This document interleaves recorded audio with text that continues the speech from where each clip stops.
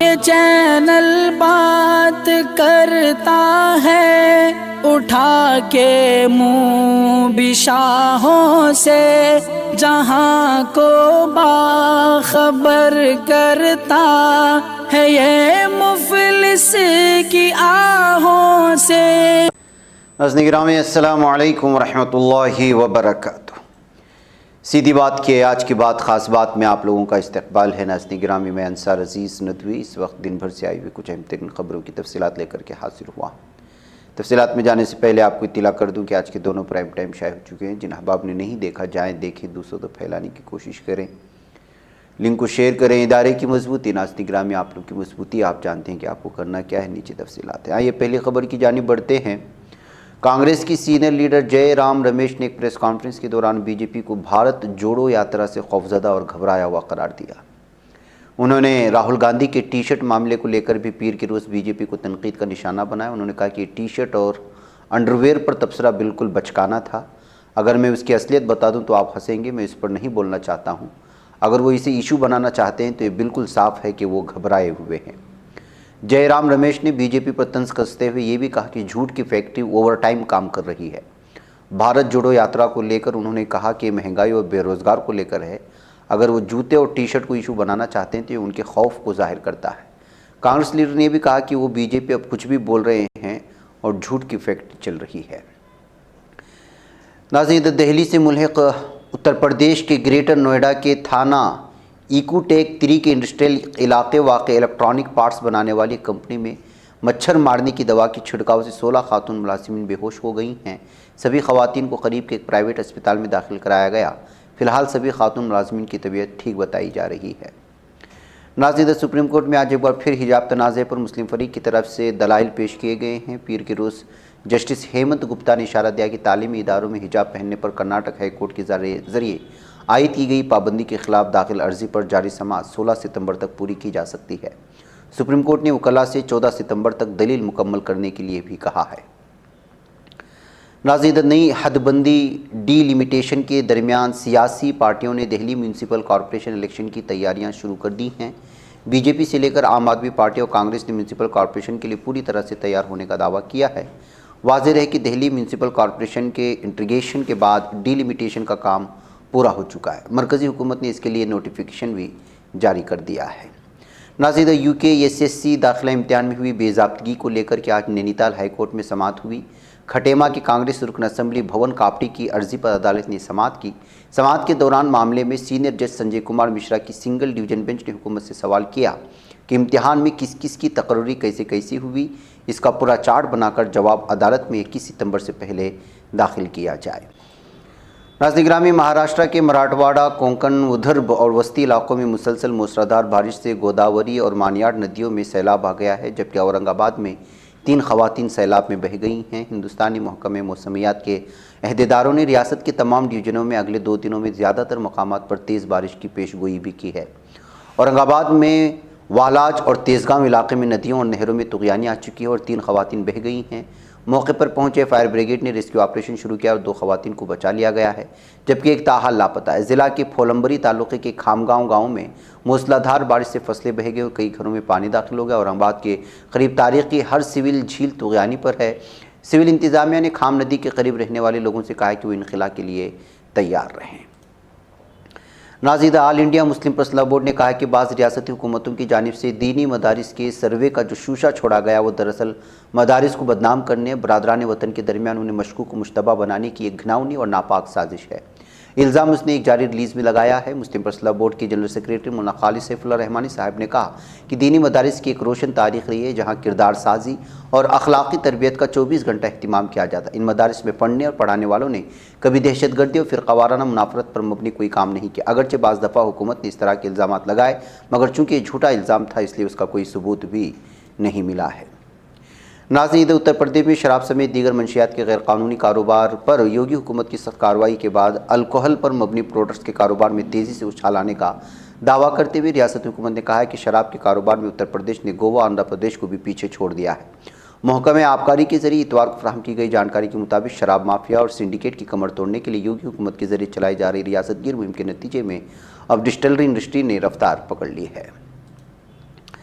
ناظرین، ادھر مغربی بنگال کے کوچ بہار ضلع کے سیتل کوچی میں بھارتیہ جنتا پارٹی کے جلوس کے دوران حملے اور بمباری کی خبر ہے۔ اس واقعے کے بعد ہنگامہ مچ گیا۔ علاقے میں کشیدگی پھیلنے سے کثیر تعداد میں پولیس اہلکاروں کو تعینات کیا گیا ہے۔ بی جے پی نے الزام لگایا کہ حملہ ترنمول کانگریس نے کرایا ہے۔ بتا دیں کہ 13 ستمبر کے بی جے پی کے نباتر چلو مہم کے پیش نظر اتوار کو سیتل کوچی میں چورودھرو جیل بھرو جلوس نکالا گیا تھا۔ اسی جلوس پر حملہ کیا گیا، حالانکہ ترنمول کانگریس نے ان الزامات سے انکار کر دیا ہے۔ ناظرین، غلام نبی آزاد نے اتوار کے روز کہا کہ ہندوستانی آئین کی دفعہ 370 کو بحال نہیں کیا جا سکتا، جس نے سابقہ ریاست جموں کشمیر کو خصوصی حیثیت دی تھی، اور 2019 میں اس قانون کو منسوخ کر دیا گیا۔ غلام نبی آزاد نے گزشتہ ماہ کانگریس چھوڑ کر سیاسی جماعت بنانے کا اعلان کیا تھا۔ پی اے جی ڈی پر حملہ کرتے ہوئے آزاد نے کہا کہ وہ ایسی سیاسی جماعتوں کو دفعہ 370 کے نام پر لوگوں کا استحصال کرنے کی اجازت نہیں دیں گے جو آئین کے منسوخ شدہ دفعہ 370 کے تحت جموں کشمیر کی خصوصی حیثیت کی بحالی کا مطالبہ کر رہا ہے۔ ناظرین، یوکرین کے صدر ولادیمیر زیلنسکی نے کہا ہے کہ یوکرین میں بلیک آؤٹ کا ذمہ دار روس ہے۔ اس کا مقصد جوابی حملے کا انتقام لینے کے لیے بجلی کی کٹوتی کر کے لوگوں کو روشنی اور گرمی سے محروم کرنا ہے۔ ولادیمیر زیلنسکی نے سوشل میڈیا پر اپنی پوسٹ میں شہریوں کے بنیادی ڈھانچے کو نشانہ بناتے ہوئے دہشت گردانہ کارروائیاں کرنے کا الزام لگایا ہے۔ بی بی سی کی ایک رپورٹ کے مطابق مبینہ بلیک آؤٹ نے خارکیو اور ڈونیٹسک سمیت مشرقی علاقوں میں تقریباً 9 لاکھ افراد کی زندگیوں کو بری طرح سے متاثر کیا ہے۔ ناظرین، معلوم ہوا کہ اسرائیل میں سال 1967 سے اب تک مختلف جیلوں میں 231 فلسطینیوں میں سے 73 کی شہادت طبی غفلت کی وجہ سے ہوئی تھی۔ فلسطینی جمعیت برائے اسیران کے مطابق اسرائیلی جیلوں میں سال 1967 سے اب تک 231 فلسطینی وفات پا چکے ہیں۔ بیان میں بتایا گیا کہ طبی غفلت کی وجہ سے وفات پانے والے فلسطینی قیدیوں کی تعداد 73 تھی۔ واضح ہے کہ اب تک اسرائیلی جیلوں میں تقریباً 600 بیمار فلسطینی قیدی مشکل حالات میں زندگی گزار رہے ہیں، جن میں سے 200 کے قریب سنگین امراض میں مبتلا ہیں، جن میں سے 23 کو سرطان یا کسی جان لیوا بیماری لاحق ہے۔ ناظرین، صدر رجب طیب ایردوغان نے نئے تعلیمی سال کے آغاز پر کہا کہ حالات خواہ جو بھی ہوں، تعلیمی شعبہ ہماری حکومت کی اولین ترجیح رہا ہے، جس کے لیے بجٹ کا کثیر حصہ مختص کیا گیا ہے۔ صدر ایردوغان نے استنبول میں سال 2022 سے 2023 تعلیمی سال کے افتتاحی پروگرام سے خطاب میں اس بات کا اظہار کیا۔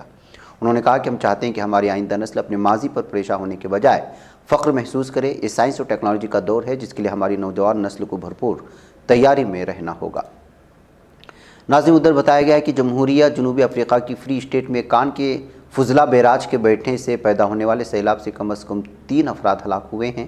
سرکاری ٹیلی ویژن SABC کی خبر کے مطابق جاگرس فاؤنٹین کے علاقے میں ہیرے کے ایک متروک کان میں ویسٹ ڈیم کی دیوار گرنے کے نتیجے میں کان کے اندر اور گردنواہ میں آنے والے شدید سیلاب سے کم از کم 3 افراد ہلاک ہوئے۔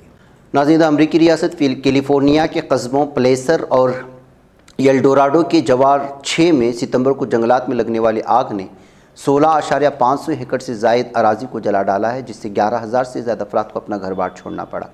مذکورہ علاقوں میں آگ تاحال لگی ہوئی ہے۔ پلیزر الاڈوراڈو میں متعدد رہائشی بستیوں کو اپنے زیر اثر لینے والے آگ سے 16,500 سے زائد رقبہ راکھ کے ڈھیر میں بدل گیا تھا۔ ناظرین، جنوبی سوڈان کے کچھ علاقے جہاں سیلاب کی وجہ سے سینکڑوں افراد اپنی جانوں سے ہاتھ دھو بیٹھے ہیں کو قومی آفت زدہ زون قرار دے دیا گیا ہے۔ وزیر اطلاعات مائیکل ماکیو لوت نے اعلان کیا کہ سیلاب سے متاثرہ اپر نیل اور بحر الغزل کو قومی آفت زدہ زون قرار دیا گیا ہے۔ لوت نے کہا کہ سیلاب کی وجہ سے سینکڑوں افراد ہلاک ہو گئے ہیں اور ہزاروں اپنا گھر بار ترک کرنے پر مجبور ہو چکے ہیں۔ ناظرین، آسٹریلیا اور نیوزی لینڈ نے برطانوی ملکہ الزبتھ دوم کے انتقال کے بعد اب شاہ چارلس سوم سے وفاداری کا عہد کر لیا ہے۔ آسٹریلیا اور نیوزی لینڈ میں منعقدہ سرکاری تقریبات کے دوران چارلس سوم کو دونوں ملکوں کا فرمانبردار قرار دیا گیا۔ ناظرین، افغانستان کے دارالحکومت کابل میں امریکی بلیک ہاک ہیلی کاپٹر گر کر تباہ ہونے کی خبریں آپ جانتی ہی ہیں۔ اس درمیان میں کئی افراد سوار تھے جو ہلاکت کا سبب بنے۔ حکام کا ماننا ہے کہ بلیک ہاک ہیلی کاپٹر فنی خرابی کے باعث حادثے کا شکار ہوا تھا، جبکہ واقعے کی تحقیقات ابھی بھی جاری ہے۔ ناظرین گرامی، آج کی بات خاص بات میں اتنا ہی۔ انشاءاللہ پھر آپ لوگوں سے ملاقات ہوگی۔ السلام علیکم ورحمۃ اللہ وبرکاتہ۔ یہ چینل حق نگر بن کر کچل دیتا ہے فتنوں کو، اگر گندی ہو پالیسی تو مرتے دیکھ کتنوں کو، اسی بازار میں بکتے ہوئے دیکھا ہے سپنوں کو، سبھی یکساں ہے یہ پیغام، دو غیروں کو اپنوں کو، وطن اہل وطن کا ہے، گلے بے خار سیدھی بات